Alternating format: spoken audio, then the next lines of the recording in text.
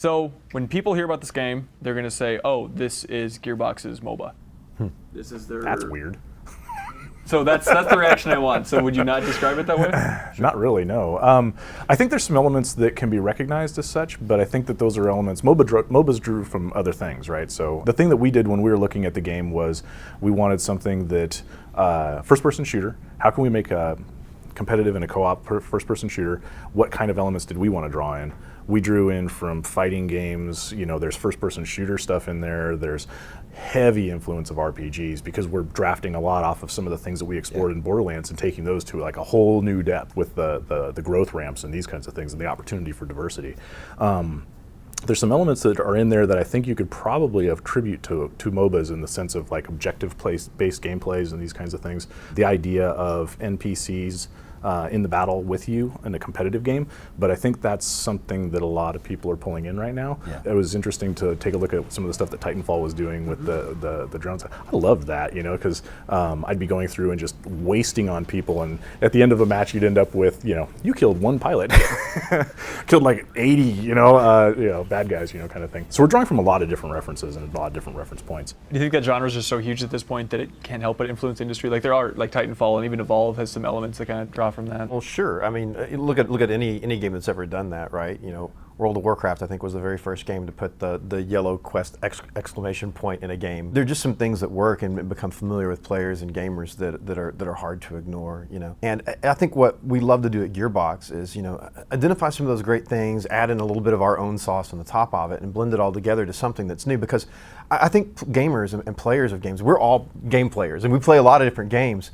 And the things that really excite me is when I find, you know, that mix of there's some comfort in here, but there's some new stuff. They've done it a different way, and that's a new thing, or they've taken a different spin on it. And I hate to ever distill it down to say it's just this game plus this game. You know, there's some starting places. Sometimes you have to do that to talk about these crazy ideas that we have, but really it's trying to put some new promises in the mix. So Borderlands, we have people that we talk to that routinely play the game like 300, 400, 500 hours, right? And that's amazing, and we love those fans. And for Battleborn, we wanted to kind of capitalize on that and say, man, that's cool. How can we provide almost a platform of experiences with the game that people keep coming back? You know, Borderlands, it was the loot that draw you in. It was the character growth. It was getting to play around with those fundamentals of design and how do you mix things up. We have, you know, the individual character growth. We have a longer kind of player growth, things you'll collect and you'll unlock and you'll experience over time.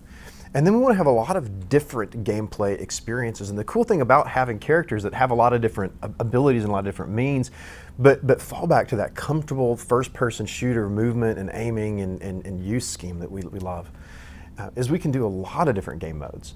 We prototyped a bunch. You played one, we call it the incursion mode, where you fight you know, another team and trying to destroy their base. So it's fair to say that the mode you're kind of getting out of the gate with is the most MOBA-like mode.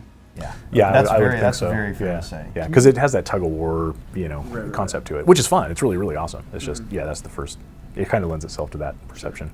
But even that has gone through, you know, there are a lot of things that pull us out of the whole concept of MOBA of, I've got a fixed tower that I'm taking, you know, that didn't work. That's kind of in a shooter game, your expectations of second-to-second action are a lot harder. So we had to, so we crafted the spider sentries, and we had to have shields to them, and we had to change the way the minion behaviors work, and we had to spread out the map, and we had to add verticality, and we had to do all those things that are kind of, you know, as we got in playing, you realize that these are exciting parts of shooter gameplay, and you have to be sure that those are all represented. And then, you know, different ways to take out the base. You know, shooting a static object with a gun is really about the most boring thing you could ever do. So we have to find ways to change that up and to make it tactically relevant and to add a character role relevancy to all of that. So we've already, I think, even in what you're seeing right now, we've deviated quite a bit, but you're going to see modes that are really, really different than that. Are you guys League of Legends fans, though? Well, this is cool, and this is speaks to Gearbox. I've played quite a bit. He's played a few. Yeah. You know, I played a little bit of League, and it just didn't do anything for me. The pacing was such that I didn't really care for it that much. I like action games a lot. I played a bit of Smite, and I thought that was pretty fun because it had more of those action elements in it. As far as MOBAs go, you know, I really thrive on action and fast action games, and that's something we're bringing into the game that we're making right now, Battleborn. So that's a key element, that very much differentiates us from a lot of the MOBA games that are out there, because it's a more deliberate tactical thing. It's definitely a big melting pot of, we just want to make cool stuff, kind of thing. Are all the maps going to be kind of single lanes? Are you going to have multiple lanes at a certain point just for easy communication? I think we're going to shock and surprise you with what we're going to do with the maps. You're going to see maps that will certainly not be as linear. You're going to see objective points spread out more. You're going to see completely different mode and gameplay types, as we spread out. So no, we're not fixed to that at all. There's some neat things that you can do with that. There's some neat ways to play with that. That's just like you think of tower defense, think of capture the flag. There's some neat things that MOBA have added to like the competitive genre overall in terms of it's neat sometimes to take a fixed defense with support troops. That's really cool. That's now another tool in our FPS game maker's box of things we can use. And so we certainly played with that, and we've got some of that, but we want to go a lot further with that. When you're saying things like lanes, it makes me think that there's this perception, once again, of the kind of, it's got MOBA aspects of it. And I think that there's some things we're doing with the sort of tug-of-war gameplay of the mode that you guys are playing right now that lend itself to that perception. But man, yeah, it is a toolbox. We've got NPCs within a competitive environment that we can use in so many different ways, and we've got this really great stable, the Battleborn, if you will, of Battleborn that you can use to to play the game. That having that toolbox, we're going to be able to make a lot of really different kinds of gameplay and different kinds of game modes, and we're really focusing on that right now. There's a lot of discussions that are going on about different kinds of game modes. And the cool thing is think of where Gearbox has been in the past too. I think got pretty good in Borderlands of creating a cooperative experience of taking out AI enemies, and creating a variety of AI enemies, bosses and mini bosses and other just dens of creatures and bandits and psychos and everything, oh my, that goes into that. So imagine us, expanding on some of the ideas that you see that are running around the industry right now, and taking that touch where we've been and combining it with the things you see there, and then blending that all together. I think there's some really, really, really cool discoveries for the world at large coming up from what we're cooking here. Can you say anything about the campaign? How it's structured? I mean, is it always going to be awesome? Are there going to be like minions throughout every level in the campaign? Is it going to be a more open world? I really have no frame of reference for what this is. We're not talking a whole lot about that right now. I think the things that we can say right now are we want it to have replayability. Borderlands 2 started to strike at that. There were a lot of ways to come back and play with a lot of characters. I still want it to have that, same way a competitive game does, you have that bite-sized match nugget. You have 20 or 30 minutes and then you have that break. I want our campaign game to have that kind of meta pacing to it as well, right? Where you match up with your friends, you play a mission, you play a world, and then you take a break and you come back to it. I'm not taking a long break. I'm just you have a breath. There's a moment that you win something. You have that moment of and RPGs, it's the go back to town moment, right? It's we finish a couple of quests, we go back to town, we sell our stuff, we get all of that, and we want the same type of pacing in that campaign play. Even using the word minions, we've kind of embraced the minions for some aspects of gameplay, but cooperative campaign, I want a lot of different enemies presented to you, and I think we've got a department here. It's one thing that we got really good at with Borderlands 2, making a diversity of enemies and different types and different gameplay behaviors and all of that really quickly. So we want to do the same thing with Battleborn.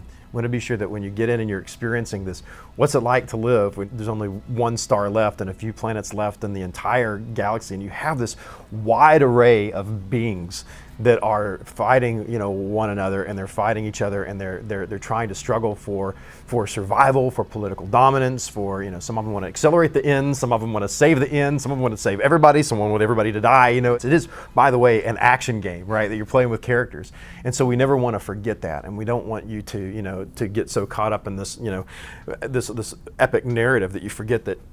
A lot of what we love to do as players on a second-to-second basis is get in and swing my swords at something, shoot something with my assault rifle and see how many grenades I could land on my enemy and my opponent. That's one of the things that we're really excited about on this is we've looked at the idea of everybody has a character. It's all about characters. So everybody has a character in the game. If you play RPGs and you love that idea of RPGs and I wanted to play in a fantasy world, sweet.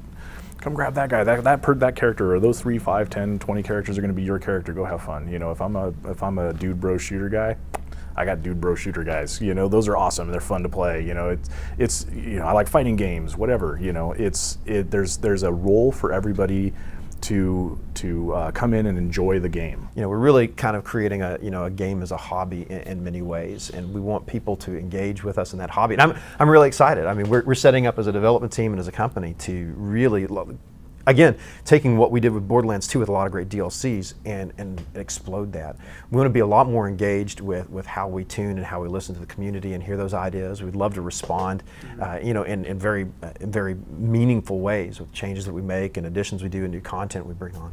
But we would really like to have a long-term relationship with the community and sharing the hobby with them. So we're excited. I'm excited to get gamers with us and let's explore where this bold new universe takes us.